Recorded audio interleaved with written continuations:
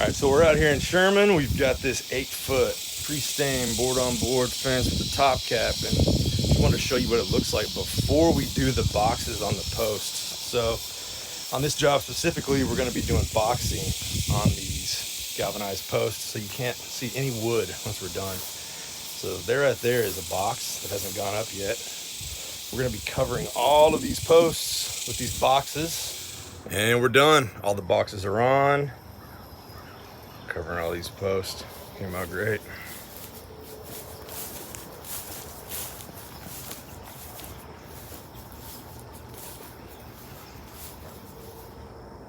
Just kind of makes both sides of the fence the pretty side, right? So lock you around the other side as well.